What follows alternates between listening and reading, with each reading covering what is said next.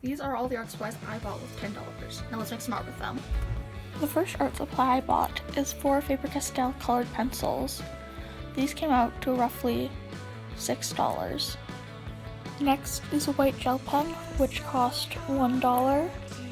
And then, of course, we have a fine liner, pencil, and eraser, which comes out to $2.50. Last but not least is, of course, paper, which we have 3 sheets of, and I'm going to cut in half, making it equal roughly $10. To start off with, I cut my first piece of paper in half so that I could use it as a swatching sheet. I then went ahead and swatched all the different colors so that I knew what they would look like on the paper. Now I got started on my first drawing. For the first 3 drawings, my plan was to draw them all with one of the main colors so that I could get a better understanding of the color scheme. For the first drawing, I decided to do a girl in that beach model pose type thing with a pretty background behind her.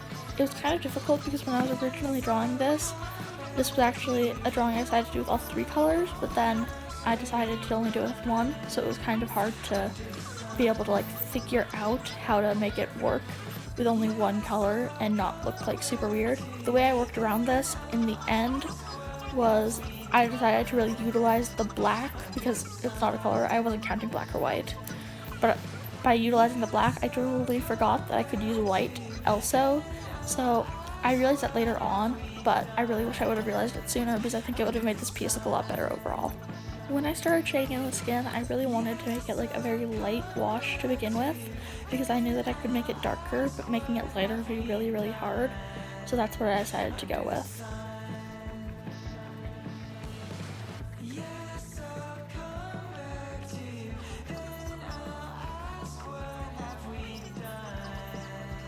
For the hair, my idea was to make it a very dark gray and then layer the blue over top of it so that it looked like a really dark midnighty blue, and I think that this ended up turning out really well, especially since I left a lot of white highlights in it. Now, moving on to the swimsuit, this is where a lot of that black comes into play. For the swimsuit, I decided that if I did any kind of blue, it would look really weird since it was going to be next to the skin, and then the background could also be blue. So I decided to just color it in a really deep black so that it would look good. I think this especially worked really well on the bow in the back because I was able to add a nice little gradient to it.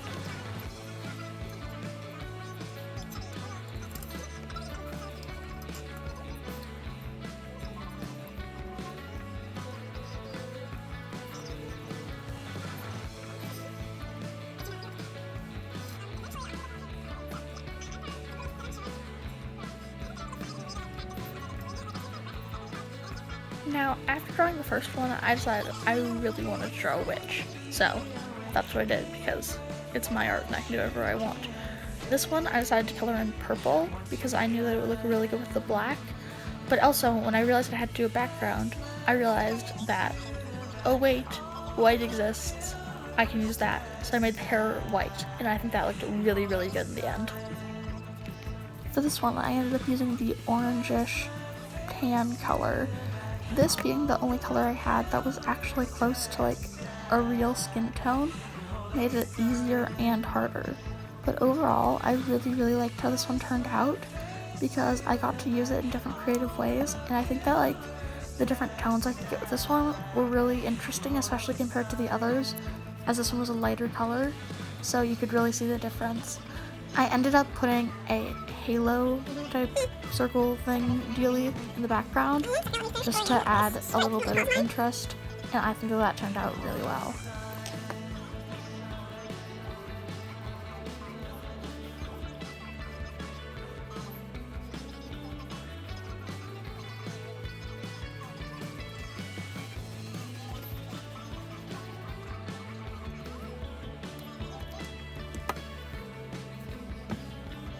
Okay, so now this is the final piece of art I was able to do that day. I had more paper, as you guys know, but I used one for the swatching, and I messed up on one of them. So when I was working on this one, I wanted to use all the colors because I already used them all individually. So I thought that this was going to be a really fun idea. I used the orangey color for the skin tone just because it made, the most sense to me. And then I did the purple for lips and accents, and I did the blue for the hair. ever since I saw this blue color, I'd wanted to do it for hair, but once I colored the skin blue on the other one, I just couldn't.